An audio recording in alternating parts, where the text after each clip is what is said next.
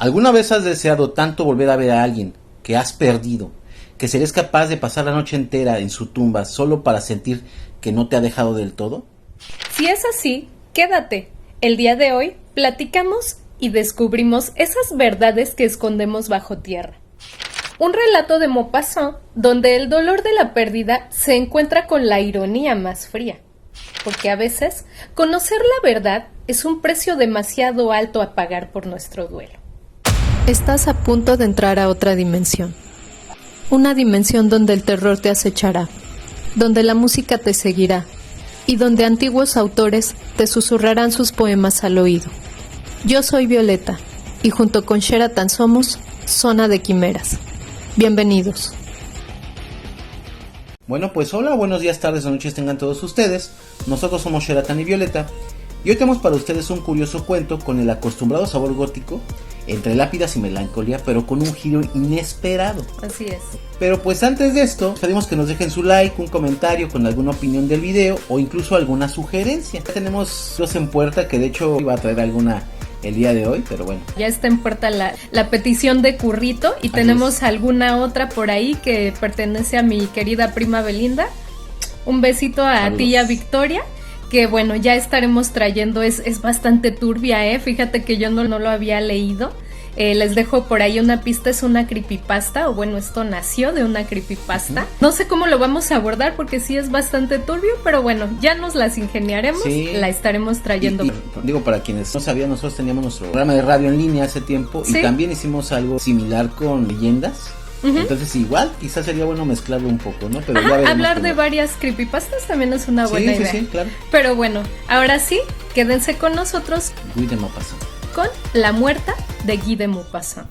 Publicado por primera vez en Francia el 31 de mayo de 1887 en la revista literaria francesa Gil Blas, Guy de Maupassant le da voz en primera persona a un hombre profundamente melancólico y abatido, que nos habla sobre la reciente pérdida de su gran amor, que habría muerto enferma después de presentar varios síntomas como fiebres y tos que lo obligaron a guardar cama.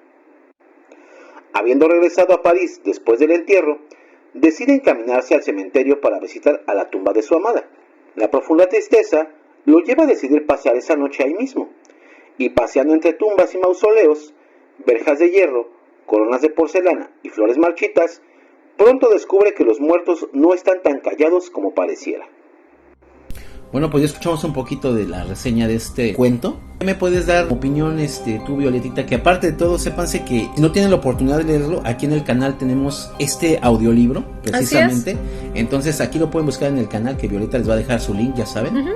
Y bueno, pues, ¿qué te pareció este cuento, Violeta? Desde que lo leíste y en general la historia. Claro que sí.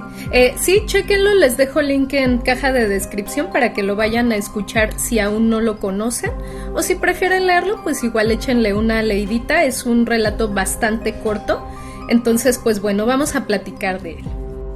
Pues fíjate que este es un relato bastante peculiar. Cuando lo leí por primera vez, sí te confieso que me dolió bastante este cuento. Creo que aún me encontraba sin antidepresivos, todavía no los estaba tomando.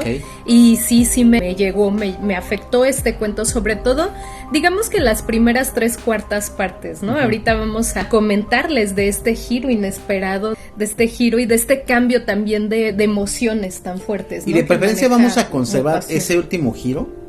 Para que ellos puedan escuchar el cuento o leer el cuento, ¿no? Vayan a leerlo, vayan a escucharlo, porque ya saben que aquí nos encanta develar de qué se tratan las cosas, pero vale cortito, la pena. Sí, es muy cortito. Es muy cortito el audiolibro que tenemos por parte de Violetita. Entonces, bueno, ya ustedes saben, no tienen excusa para no escucharlo, para desconocerlo. Pero bueno, fíjate que me encanta cómo Guy de Maupassant le pone voz a este hombre afligido. Es un relato contado en primera persona. Creo que es un hombre completamente absorbido por la tristeza y el dolor, ya casi bordeando con la locura, ¿no? Esto por ya no tener a su amada, que creo que realiza también este escrito, este relato de una manera magistral, utilizando palabras sencillas, palabras no rimbombantes ni mucho menos. Como las que ocupas a veces.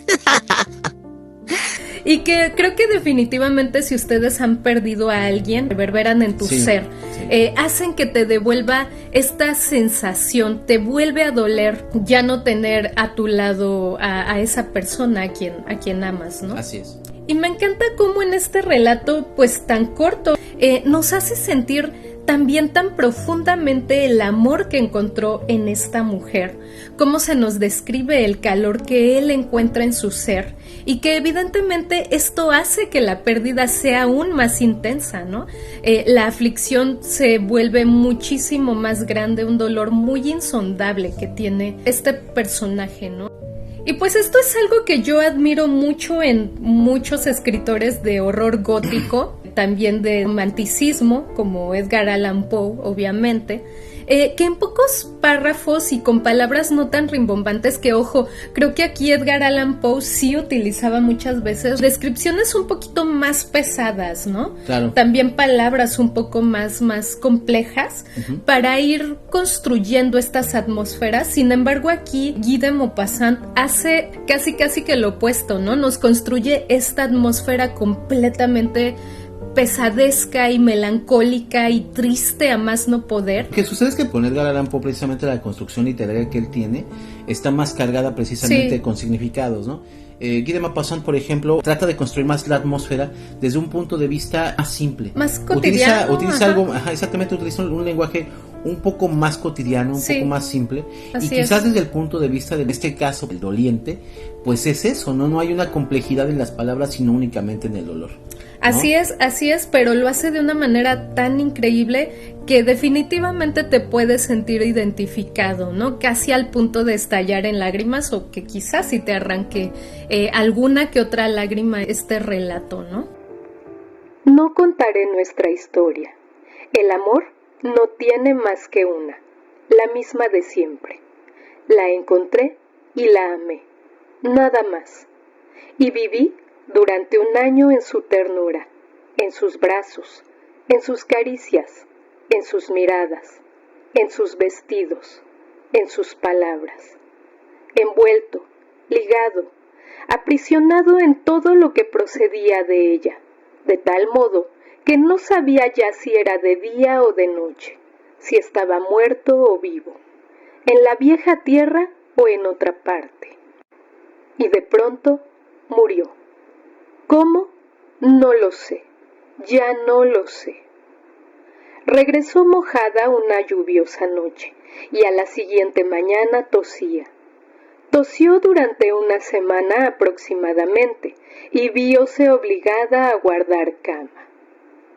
Y pues avanzando un poco más en esta descripción, creo que esta sensación de ver a tu ser amado con quien compartiste tantos momentos en un ataúd, pronto a ser enterrado bajo tierra, es una imagen bastante fuerte, ¿no? Tanto que posiblemente considero que sea una de las cosas más difíciles de poder asimilar para un ser humano que ama. Y Guy de Maupassant nos lo describe completamente acertado. No sé tú qué opinarás, sobre todo te lo comento y si nos lo quieres compartir, si no está bien. Pero bueno, yo por ejemplo, a pesar de que he perdido a varios amigos, también compañeros de clases cuando era estudiante, nunca fui a los funerales, Obviamente se nos convocaba a los compañeros de clase, a los amigos, etcétera. Sin embargo, decidí nunca ir. En aquel entonces mi explicación de por qué no quería ir, y creo que a la fecha seguiría siendo la misma, es porque quiero mantener el retrato vivo de estas personas, esos momentos que pasé con ellas, ¿no?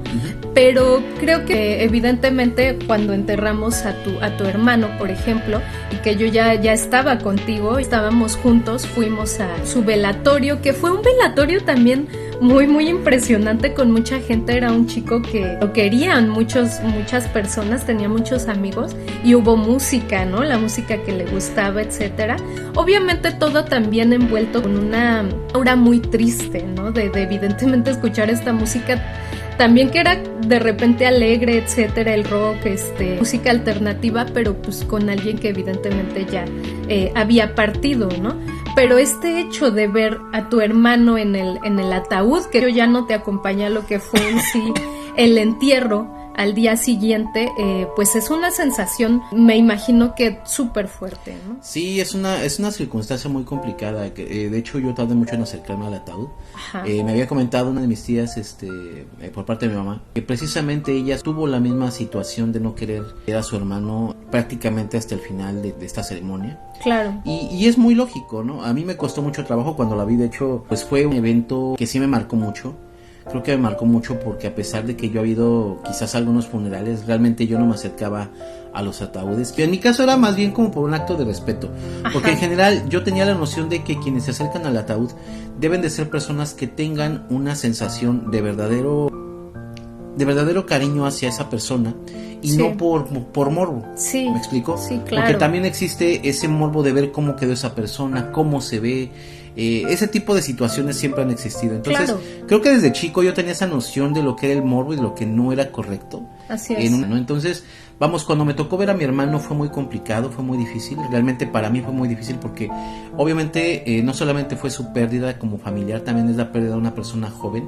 Así es. Y una persona que a mi punto de vista en aquel entonces pues a mí me iba a sobrevivir, porque realmente yo no esperaba joven, sí. Yo no esperaba que una persona que estaba tan, en principio yo creía que estaba saludable y demás, pues fuera a perecer, ¿no? Entonces fue una situación muy complicada verlo en ese ataúd, ver obviamente que ya no era la persona que yo recordaba completamente. Claro. Y te merma en muchos sentidos, te merma mucho, ¿no? Sí. Entonces es una sensación que te hunde. Realmente te puedo platicar que cuando yo lo vi me costó mucho trabajo, ¿cómo decirlo? Como digerir el hecho de que así había quedado. Porque no fue una situación como algo accidental, donde dices, bueno, falleció tu hermano por esto, hubo un accidente y bueno. No, aquí fue una situación que pues fue una enfermedad que lo consumió. Y cuando esas situaciones de enfermedades consumen a las personas, muchas veces ves el mismo dolor de la persona, ¿no? En el cuerpo, en su semblante, claro, en lo que quedó. Y es muy duro para uno como familiar ver eso, ¿no? Entonces, esa es la parte, vamos a ponerlo de manera superficial, un poco trágica que yo viví, porque pues obviamente la parte más personal es más profunda, más me tuvo mucho tiempo abatido. Claro. Y la parte positiva que yo vi en ese funeral es que precisamente lo que tú mencionas es que él construyó muchas amistades. Ambos, a pesar de vivir igual y todo, sí éramos completamente diferentes. Sí. Él siempre fue una persona más dicharachera, más alegre, le gustaba estar en la calle todo el tiempo. Sí. Era muy andariego, tenía muchos amigos, tenía muchas novias, etcétera, ¿no? Así Entonces, cuando yo veo la gran cantidad de gente que convocó su fallecimiento, sí, que vinieron gente de la porra Pumas a las 3 de la madrugada, sí, a cantarle su Goya, a estar con él, fue algo que me ayudó un poco. Ok.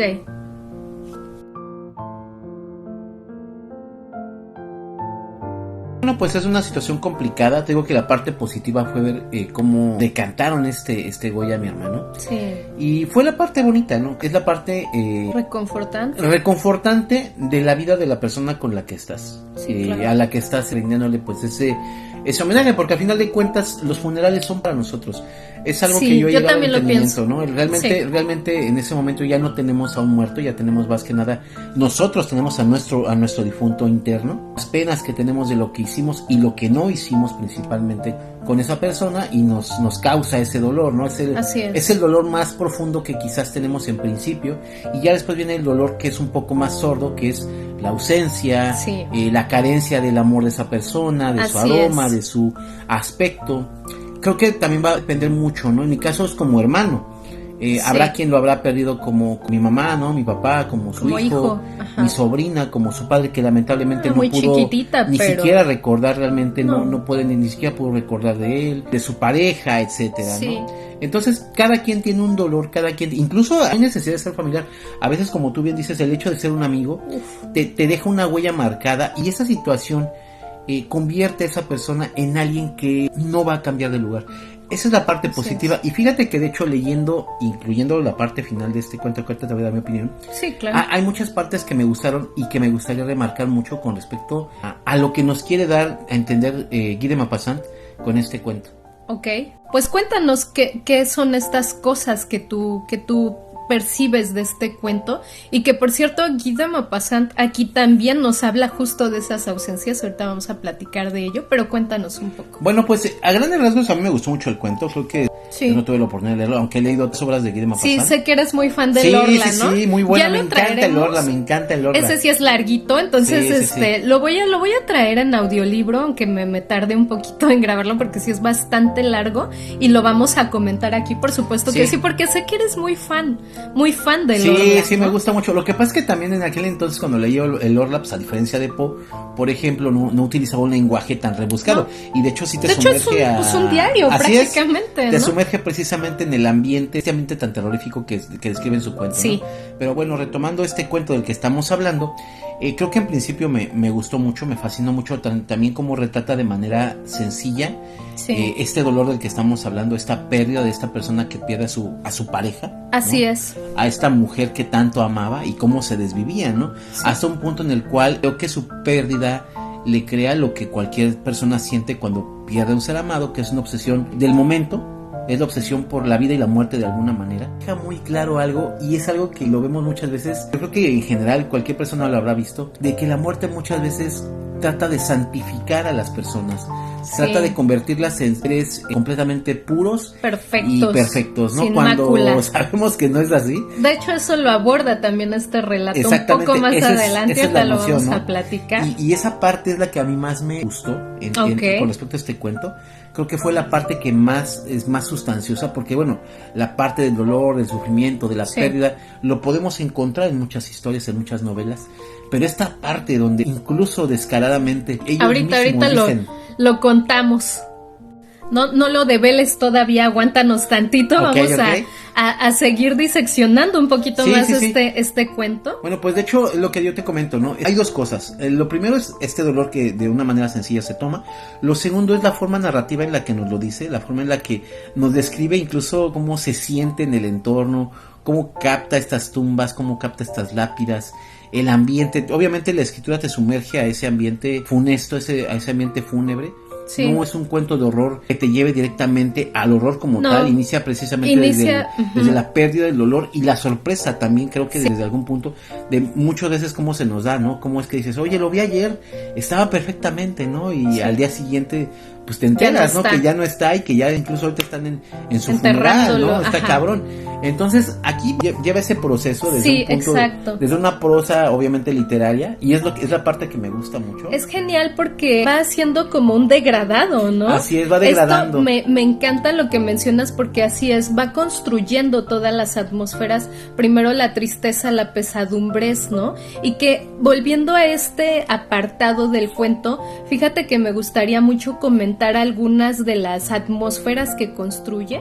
Por ejemplo, esta parte en la que describe que vuelve a París, lugar de residencia y posiblemente de nacimiento de este personaje, y vuelve a ver la cama, los muebles que compartió con ella, todo este derredor, todo este entorno, el ecosistema, por así decirlo, que sigue ahí, todo igual como ella lo dejó, ¿no? Y sin embargo, ya no está ella, ¿no? Ahora se siente tan frío, tan ajeno, tan lejano, un lugar que posiblemente ya no te acoge, porque a pesar de estar empapado de su presencia, ella misma ya no está, ¿no? Tenemos también, por ejemplo, aquel párrafo donde habla sobre el espejo, donde ella se reflejaba cada día antes de salir de casa para verse impecable.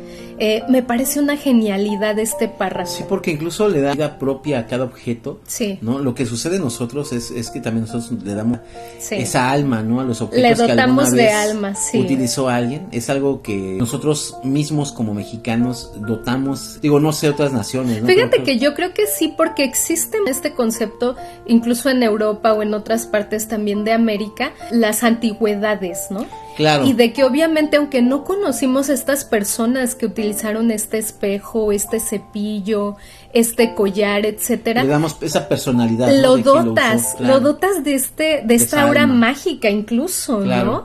Y te imaginas toda la vida detrás de este objeto, y no solo detrás del objeto, sino la misma vida del objeto, sí, ¿no? Y eso sucede es algo con muy todo, mágico sí, que claro. hacemos, creo. Y fíjate que a mí me pasa con un objeto, yo ahí tengo guardado, es algo que está descompuesto lamentablemente, pero todos, aunque no estuviera descompuesto, Yo de todos modos lo tendría ahí guardado. Sí. Son los audífonos que me regaló mi hermano. Así es. Creo que fue de la última vez que yo lo vi, todavía antes de que pues, cayera presa de esta enfermedad. Okay. Y esos audífonos los conservo precisamente como un elemento nostálgico. Sí. Si bien estoy Totalmente. casi seguro que esos audífonos se los dio su chica, Okay. obviamente él los dotó con su propia personalidad, por así decirlo. Es algo que conservo de alguna manera y que definitivamente al menos a mí me conecta con él, pero Sí. es ese detalle. Y en este cuento notamos cómo el doliente está pasando por el mismo proceso por el que pasamos todos los que en algún momento tenemos este duelo, ¿no? En este caso yo creo que este doliente ya aborda también en estas sensaciones ya incluso de locura. Nos dice que llega a un punto en el que tiene esta sensación imperiosa por querer abrir el balcón y arrojarse a la calle, ¿no? Entonces creo que sí es una sensación bastante intensa de un dolor que ya te borda la locura, ¿no? Permanecí allí mucho tiempo. De pronto, observé que la noche se acercaba. Entonces, un deseo extraño, loco, un deseo de amante desesperado, se apoderó de mí. Quise pasar aquella noche, la última noche al lado de ella, llorando sobre su tumba. Me levanté y púseme a vagar por la ciudad de los desaparecidos. Andaba. Al final del cementerio habitado, distinguí de repente el cementerio abandonado, aquel donde los antiguos difuntos acababan de confundirse con la tierra, donde hasta las cruces se pudren, donde se enterrará mañana a los que lleguen los últimos. Está lleno de rosas dispersas, de cipreses vigorosos y obscuros, un jardín soberbio y triste, alimentado con carne humana. Nosotros bien dolientes y el elotero afuera. Quiero un elote. Elote sancochado. Elote chancochado. Y pues me encanta la manera en la que describe también este camposanto, ¿no? Hace estas comparativas con las ciudades de los vivos. Y fíjate que esta parte me recordó mucho al libro de Javier Velasco, El Diablo Guardián, en donde el personaje de Pig nos habla justamente de cómo ponemos tierra de por medio con nuestros propios muertos, ¿no? Me hace pensar también mucho el por qué ponemos esta tierra de por medio, y creo que es este miedo a lo desconocido finalmente, ¿no? En mi caso, siendo mexicana, con este contexto cultural en donde nos preguntamos a dónde van nuestros muertos, obviamente no lo sabemos, nadie lo sabe, o no, nadie lo sabe de cierto, al menos con pruebas, ¿no? Pero bueno, le ponemos ofrenda cada 2 de noviembre cuando los esperamos, ¿no? Entonces tenemos como que este contexto diferente por ser mexicanos. Como comentaba, las descripciones del Camposanto me parecen también deliciosas, ¿no? Con este contraste de vida y decadencia que se puede apreciar en estos lugares, evidentemente. Maupassant nos describe cómo llega a esta parte del cementerio que pues ya está abandonada. Es un lugar ya bastante antiguo. Los muertos se han fundido en cenizas con la tierra, y creo que aquí se cumple aquella sentencia de polvo eres y en polvo te convertirás, ¿no? Ya los muertos ya están fundidos ahora con la tierra. Y sin embargo, esta soberbia vida de árboles que yo me imagino majestuosos, rosas también creciendo salvajemente aquí y allá, estas hojas verdes oscuro que rebosan vida, una vida alimentada con la muerte, ¿no? Y cosa que de hecho, haciendo un pequeño paréntesis, si me lo permites, me recordó un detalle que me comentó mamá hace poco tiempo relativamente. Vio, si no mal recuerdo, un documental donde se comenta que la fauna panteonera cada vez tiene menos alimento, ya que la mayoría estamos optando por incinerar a nuestros muertos en lugar de enterrarlos. Es que es Entonces, complicado. ¿de qué se van a alimentar los gusanitos, sí, no? pero es que es complicado, pues imagínate, Sí, para ya empezar, no hay espacio. Ya no hay espacio. Y luego donde hay espacio, pues lo que hacen es cobrarte cada también, 7 años. Cada 7 años. Es mucho más fácil, incluso, entre comillas, porque pues puedes llevar a tu difunto a casa, convivir con él de alguna manera. Creo que es una forma un poco más limpia también de conservar un poco la memoria.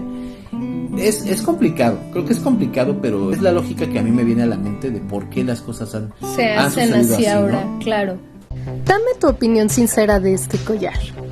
Bueno, pues te platico que este tipo de collar, con esta hechura, nos lo mandaron pedir.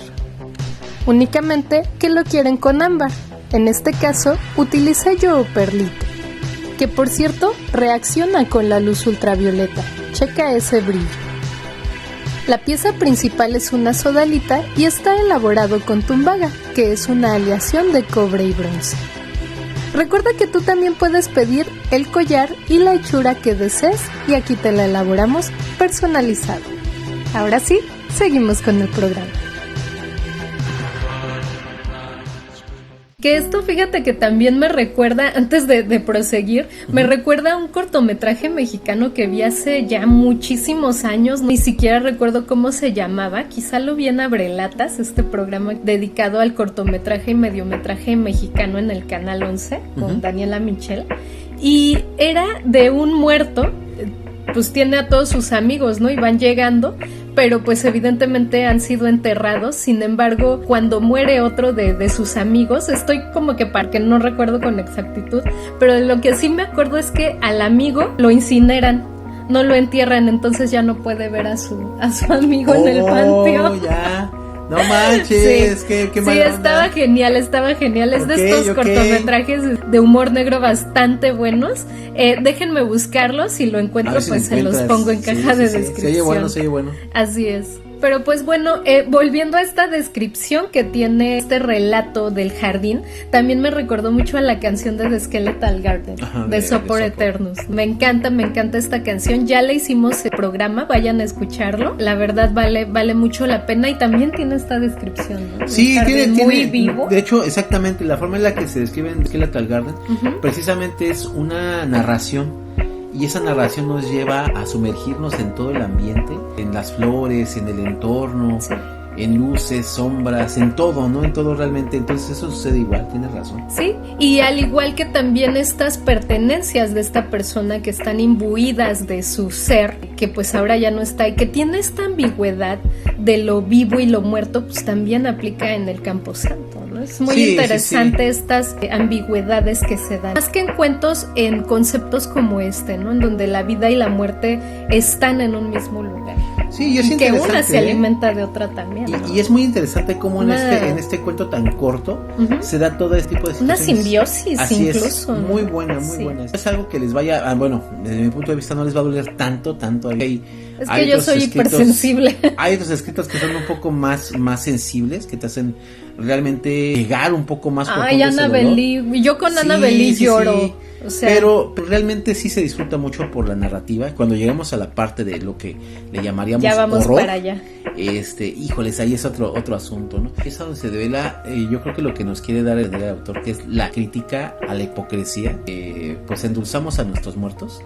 Cómo es que nosotros dulcificamos su vida cuando pues a lo mejor eran unos verdaderos cabrones, porque realmente es así. Me acuerdo mucho de ese episodio de Daria, ahorita que platicamos, donde a un patán era recién llegado al instituto, era jugador de fútbol y se le cae, tiene un accidente, creo que se le cae un tubo en la cabeza, no sé qué diablos. El punto es que el tipo se muere y digo, todo el mundo en vida, precisamente recién de haberlo conocido, todo el mundo se quejaba de lo pelmazo que era, y cuando muere pues todo el mundo dice, ay no, es terrible, no, tan joven, tan esto, tan aquello, pero pues obviamente omiten que en realidad a ellos mismos les caía gordo. Así es. En realidad les caía mal. Es como si la muerte los liberara de todos sus pecados, como si la muerte dara cualquier tipo de detalle, ¿no? que hubiese hecho el personaje a los demás. No salía la luna. ¡Qué noche!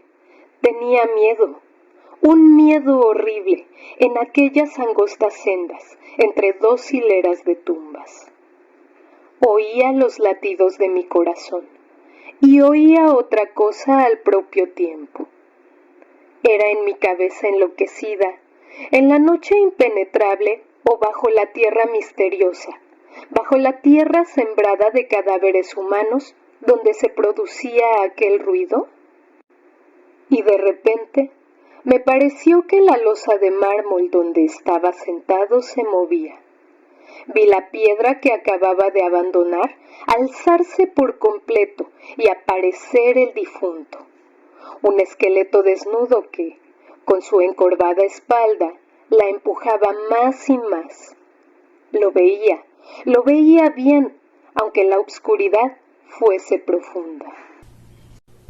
Así es, justo lo que mencionas, más allá de, digamos, posiblemente 3/4 de sentimiento profundamente melancólico y decaído, tristísimo de este cuento, llegamos a esta parte final que de hecho está coronada por esta cota de horror, ¿no? Cuando el personaje comienza a escuchar estos ruidos y para su sorpresa ve a aquel difunto, ahora ya un esqueleto, salir de su tumba para leer justamente la inscripción que sus seres amados habrían puesto en la cruz de su última morada, ¿no? Esta acción de borrar esas palabras amables, esas palabras de último adiós, gentiles, ¿no? Claro. Gentiles. Y que creo que este estilo de terror gótico era algo bastante marcado, visto en muchos cuentos de autores similares.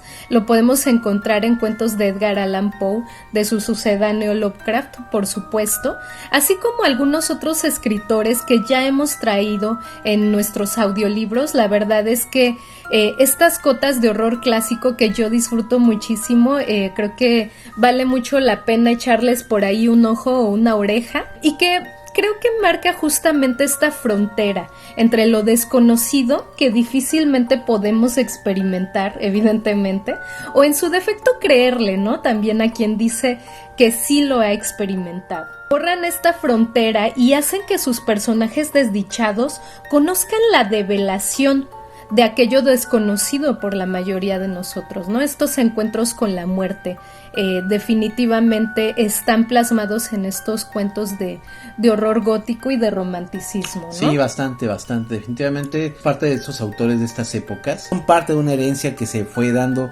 con otros autores, pero definitivamente pues sí, ellos nos llevan a ese momento, ¿no? Así es. Sin embargo, esta cota de horror que, bueno, se nos da en este cuento, en la que todos estos muertos salen para borrar de su tumba, o en el primer caso, que es Santiago Oliván, es el nombre del cadáver que ve nuestro personaje principal, y que borran estas inscripciones de cariño y de respeto que les dedicaron sus seres amados. Comienzan ellos mismos a escribir la realidad de cómo fueron en vida, ¿no? Los mismos muertos dicen, yo soy Santiago Oliván y fui un cabrón, ¿no? En vida. Sí. Maté a mi padre de un coraje, robé, engañé a mi mujer, maltraté a mis hijos. Ajá. Cosas que son completamente humanas. Hablamos de algo humano en el aspecto negativo y que existen y que así se van a quedar, ¿no? Así es la realidad de lo que vivieron, ¿no? Y hay que ser muy claros, que a mí me parece muy lógico el por qué escribe de esta manera, porque pues en aquella época, ¿qué sucedía? Que sucede mucho, pero pues de alguna manera era más marcado en aquel entonces, que decían, bueno, ya se murió, tenemos que poner una cita positiva, ¿no? Amado esposo, amado hijo, noble hijo, etcétera. Que a lo pura mejor y casta hija. Claro. Que bueno, en aquellas épocas era muy mal visto, ¿no? Que una chica fuera promiscua, ni mucho menos, ¿no? Entonces era pura y casta hija, etcétera. Así es. Y estas inscripciones, ¿no? Sí, y la realidad es que quizás era todo lo opuesto, contrario, posiblemente, ¿no? Incluso peor, ¿no? Así es. La forma en la que Guy de Maupassant quería quizás mandar ese mensaje crítico a toda la sociedad, diciéndoles son hipócritas. Ajá. Todos sabemos que todos tenemos cola que nos pisen, todos somos unos cabrones, y el que tú pongas algo en tu lápida no te va a quitar lo que fuiste en vida. Así es. Aquí viene el punto más irónico del cuento, ya que la amada de este hombre no es la excepción, y en la lápida, ahora ella, ya borrando la inscripción que había, escribe lo siguiente: habiendo salido un día para engañar a su amante, sorprendióle la lluvia, mojóse, cogió frío y murió.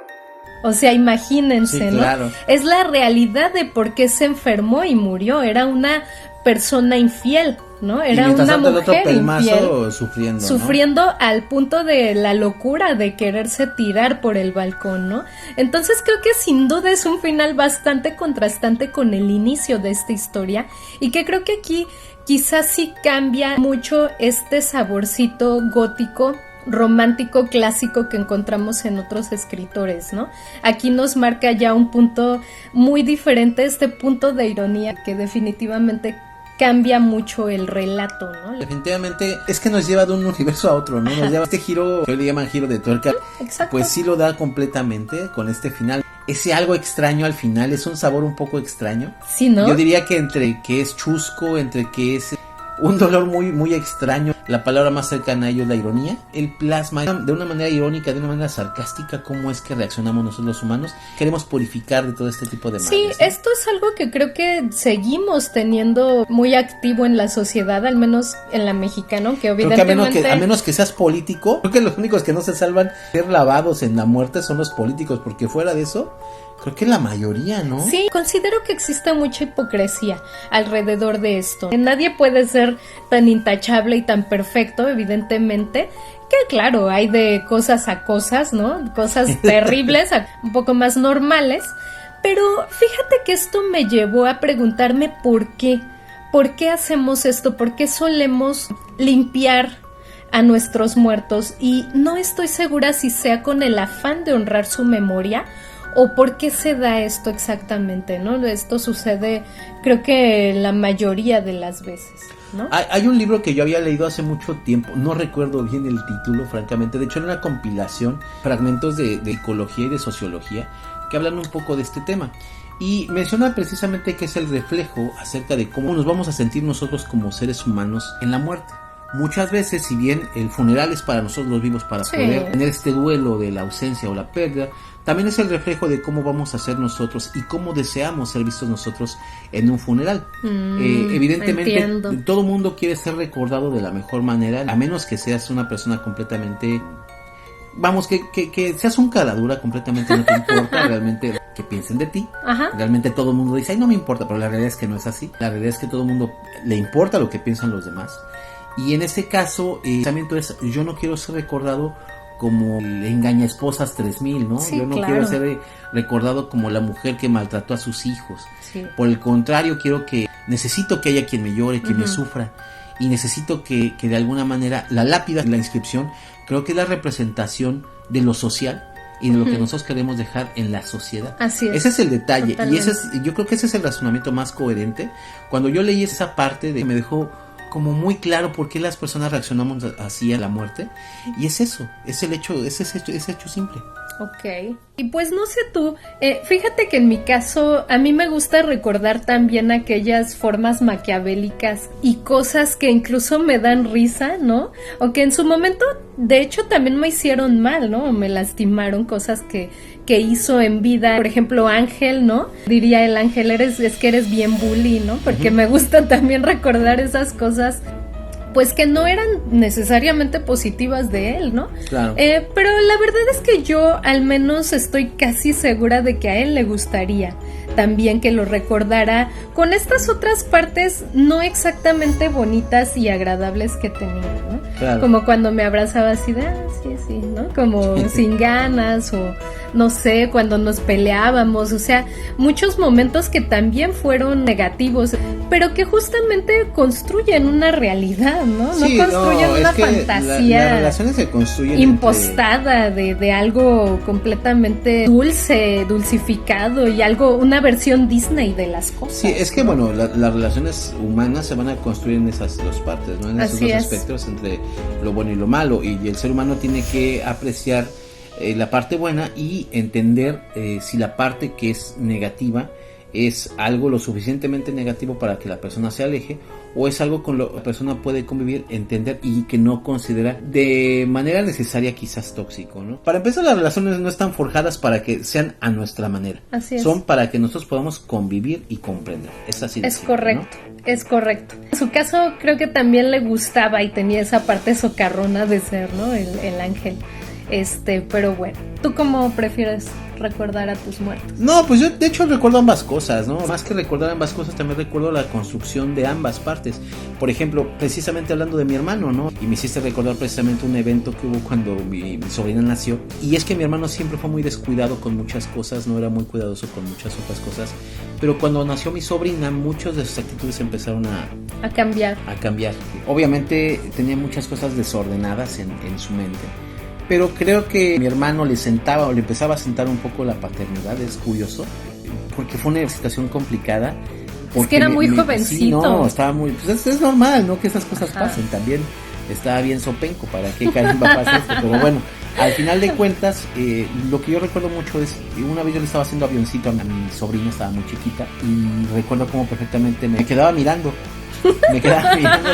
O sea, me sonreía, pero me quedaba mirando. Y a la segunda vuelta que vio que yo le di, me dice, no, ya baja la niña, ya con eso. Y yo nunca lo había visto tan protector, claro, tan esta faceta diferente. Con él, ¿no? Para mí no le dije nada, de hecho me hizo reír un poco, pero me reí porque para mí como hermano, algo orgulloso como de sentir que había crecido. Y cuando vi cómo actuó de esa manera me gustó. La parte negativa que él tenía se transformó y evolucionó. Y son cosas que yo conservo precisamente entre las cosas negativas y las cosas positivas. Desde mi punto es eso, ¿no? Conservar todos los matices de las personas. Creo que es importante. Obviamente quedarse con lo bonito también es agradable. Es bonito, claro. Pero definitivamente siempre es importante conservar la parte quizás no tan dulce para saborear un poco más la vida de nuestros seres queridos, ¿no? Así es. Henri René Albert Guy de Maupassant nació el 5 de agosto de 1850 en Château-de-Miromesnil, Tourville-sur-Arc, Francia. Aunque existe controversia acerca del lugar exacto de nacimiento, y también se dice que pudo haber nacido en Fécamp, en el Bas-Ventoux, fue introducido a temprana edad a estudio de lenguas clásicas por parte de su madre, quien se separará amistosamente de su padre, quien engañaba con otras mujeres. Esto generaría en Guy un desprecio hacia su progenitor, quien incluso se consideraría huérfano de padre. Maupassant fue discípulo de Gustave Flaubert. Esto le ayudó a codearse con otros escritores como Émile Zola, Iván Turgenev o los hermanos Goncourt. En 1880 publica su primera obra, Bola de Sebo, dentro de Las Veladas de Medan. Gracias a esto, adquiriría una repentina notoriedad en el mundo literario. Algunos de sus cuentos más reconocidos son Las aventuras amorosas o Las alucinaciones de la locura, La Casa Atelier de 1881, Los cuentos de la becada de 1883, El Orla de 1887, así como La aparición o El diablo. Se le describe con un carácter misógino, misántropo y pesimista. Y a propósito del amor, escribió: el individuo que se contenta con una mujer toda su vida estaría al margen de las leyes de la naturaleza, como aquel que no vive más que de ensaladas.